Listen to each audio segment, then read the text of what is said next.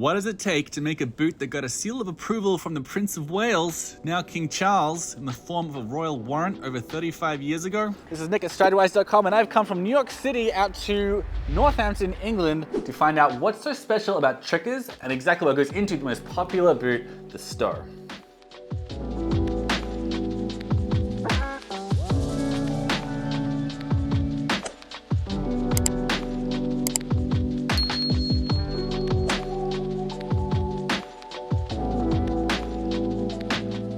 So this is Richard, our leather man, who basically he'll sort out all the leather when it gets delivered from the tanneries, but then we'll also sort it out for the factory, for the workers, so they can start cutting it as per the orders. Acorn Stow boot, calf leather, is one of our iconic colours and iconic sort of styles. So even in its sort of state, before we start burnishing it and polishing it, you can see what a lovely colour it already is.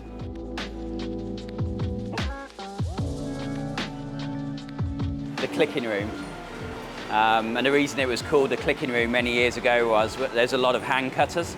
So when they were cutting with their knives, when the knife went through the leather and hit the board, it used to make a clicking sound. Got it. So that's why it was called the clicking room. Now, obviously, we don't just have hand cutting, we also have press knives and press machines.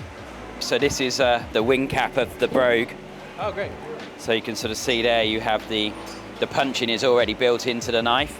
The clickers will basically get the skins of leather, and then they'll look for any defects, and then what they need to do is they need to cut all of the sections out of the leather as per the order, but obviously they need to make sure they get as much leather, or use as much leather as possible, trying to eliminate any wastage.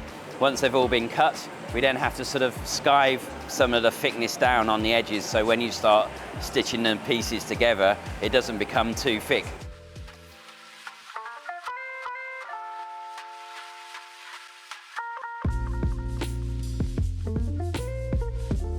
All the leather pieces have been cut out upstairs in the clicking room, and now they come down to the closing room, which is basically where we start to stitch all of those pieces together before the eyelets go in.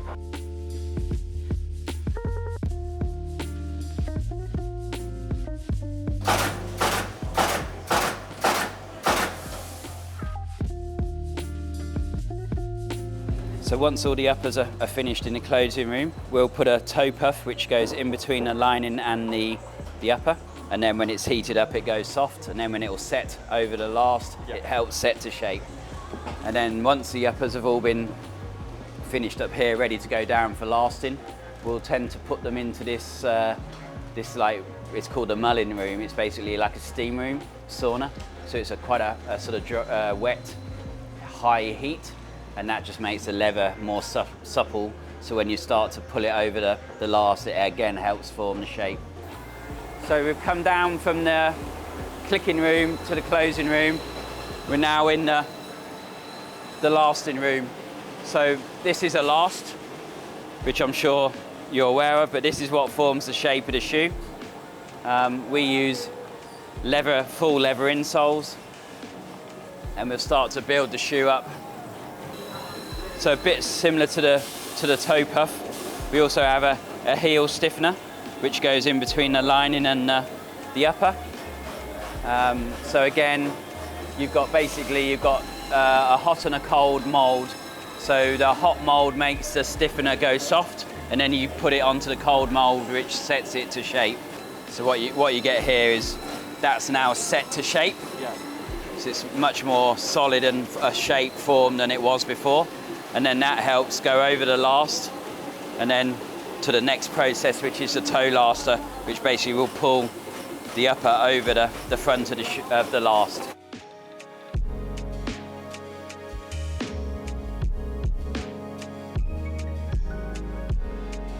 So we've back part moulded it, front part moulded it, and now we're going to side last it.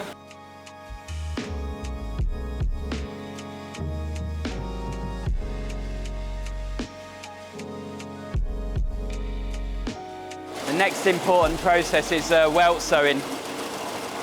So basically what we're doing here is we're taking a strip of leather and we're going to sew it through the insole rib and into the upper. And this basically helps us form a base to then put the sole on. So these two machines, called Goodyear welting machines, these kind of revolutionised sort of a shoemaking and sort of probably turned Northamptonshire shoemakers from a cottage industry into a mass production sort of industry. So we use a wooden shank, and then to fill this cavity here, we use a natural cork filler as well. And Trickers has had the same secret cork recipe for 150 years. I think so, yeah. Special cork recipe.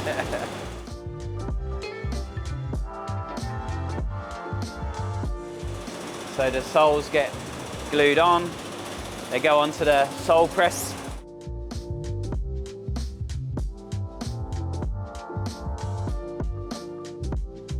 Once the soles go on, obviously there's different elements of trimming to tidy it up. And then another level of to make them more durable is we will stitch the sole on as well. So we're stitching through the sole, the midsole and the welt. Well, I'm 64 this year, and I started when I was 16 and a half stitching. Wow. So I've been doing it a long, long time. Well, I'm quite passionate about the town. It's my hometown, and obviously we're very famous for making shoes. My aspirations are to go into the bespoke department. It's just like the most skilled part really, isn't it?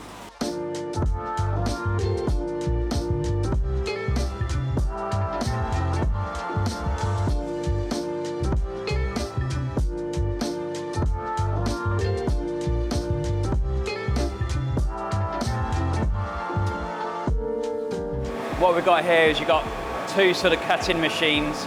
You've got a blade that's going around about 5,000 revs per minute. So oftentimes you'll get like the outsole, you'll glue it on, but it'll be like for many different sizes. So you slap it on, then you have to cut it around like that to make it fit. Now it's nice and smooth, we want to add a wax to the side of the edges to help with weather-resistant waterproofing.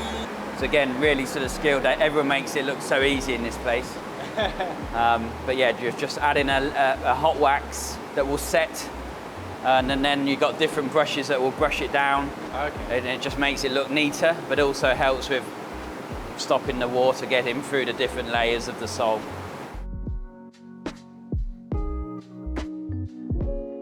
Once all the shoes have gone through all the sort of what we would sort of say the finishing sort of processes, then what we need to do is obviously we'll put the heel socks in. So a heel sock is a piece of leather that will basically cover the top half of the insole. Basically what we do in this room is after the heel socks goes in, lots of cleaning, lots of polishing, lots of nourishing. If it needs to be burnished, we can do some burnishing on the mops here. So different antiquing effects.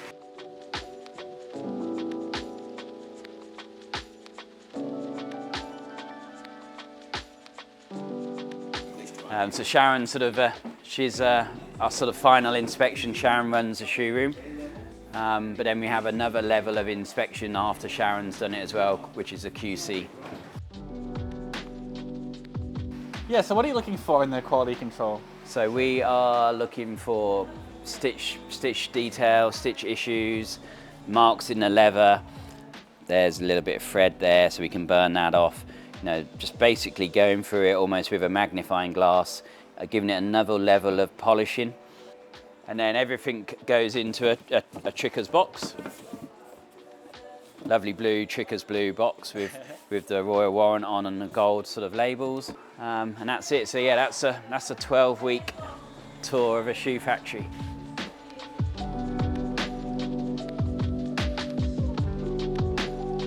We are one of the oldest English shoemakers and have been making shoes since 1829, so we are 194 years old. In terms of the brand itself and the product itself, you know, the family, when they first started making shoes, it was always about built to last, and Trickers shoes and the family started making shoes that could be worn for that functionality, which was to be worn in the fields, outside. You know, some were working in the fields, but a lot of the people were, you know, roaming their fields, sort of hunting, shooting, fishing. So, you know, that's how the Trickers what I would call the iconic hero product from Trickers, the Stow boot, was developed.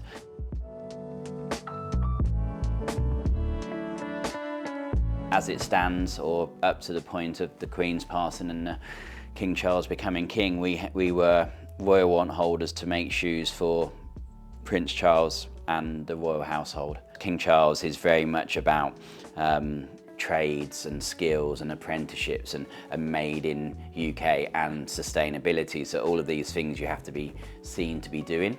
It's really special for us, and we work super hard to maintain, to keep the royal warrant. You have to supply the household with so many different products each year. So we sort of supply some of the bodyguards, some of the drivers, some of the chauffeurs, some of the valets. The King Charles himself has shoes from us. It's a real good thing to have, and yeah, long may that continue.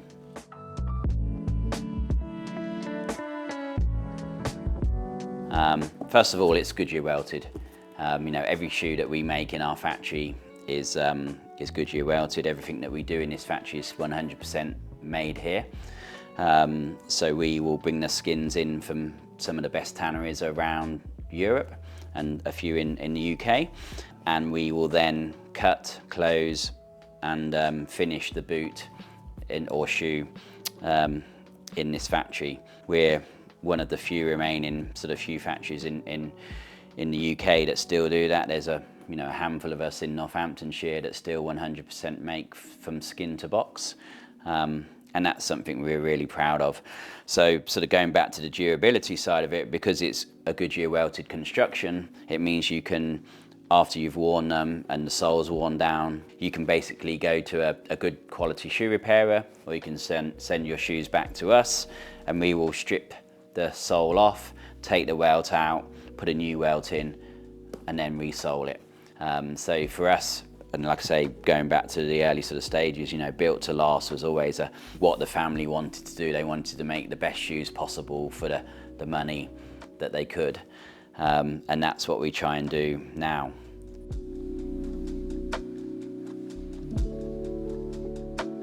The Stow boot for us, we've been doing it since 1939, it was first introduced. The broguing was developed from functionality.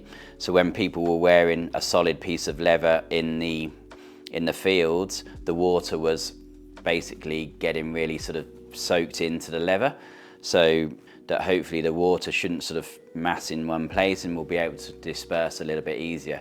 So that's where the brogue punching comes from. But obviously over time it's become I suppose a design, a style. It has a full bellows tongue, which means that the tongue is actually stitched into the upper. So again, it helps with weatherproofing, stop your feet getting wet. It has a split reverse welt, which means you can get the top of the welt really high up into the upper. So it's nice and tight into the upper to try and stop water from penetrating through the upper and the midsole. They're expensive to buy initially, but if you wear them and use them as they should be, you will get value for your initial outlay over the course of a long time. We are super proud of what we do in this factory, in terms of the staff that we have, the skills that go into making a pair of shoes. We have people that have gone to school at Eton, and when they sort of leave school and then go on to their next job, whether it's their first job in the city or their first job as a barrister or their first job, it sort of almost becomes a rite of passage that their father would take them to Jermyn Street, where our shop is in London. And you'll get fathers taking their sons there. You're going to have your first pair of shoes. You've come of age, your first pair of shoes.